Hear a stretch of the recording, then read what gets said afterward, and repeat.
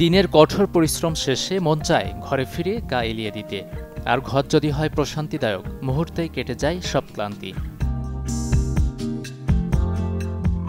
মনকে শান্ত শীতল করে দেওয়ার পেছনে অবশ্য ভূমিকা থাকে রুমের সাজসজ্জা কিংবা দেয়ালের রঙের।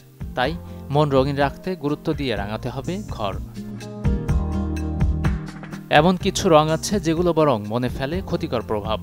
বিশেষজ্ঞদের মতে মন ভালো রাখতে ওয়ালমেট ব্যবহারেও হতে হবে সতর্ক। রুমে এমন কিছু থাকা উচিত না যেটা আমাকে ট্রিগার করতে পারে। এখন সেটা হতে পারে কোনো এমন একটা আর্টওয়ার্ক যেটা হয়তো খুবই বিষণ্ণতা আর কি করতেছে। এখন সেই জায়গাটা যদি আমি দীর্ঘ সময় থাকি সেটা আমাকে প্রভোগ করতে পারে। হালকা, শান্ত, স্নিগ্ধ ও শীতল রং বরাবরই মনের জন্য ভালো। শোবার ঘরের রং হতে পারে নীল, সবুজ কিংবা ল্যাভেন্ডার। অফ হোয়াইট, হালকা বেগুনি, লেবু হলুদ, ক্রিমের মতো শীতল রঙও দেয়া যেতে পারে দেয়ালে। কিছু ন্যাচারাল কালার আছে, যে কিছু হচ্ছে ওয়ার্ম কালার আছে যেগুলো হচ্ছে আমাদেরকে হেল্প করে আমাদের মুডকে হচ্ছে স্টেবিলাইজ করতে বা শান্ত করতে।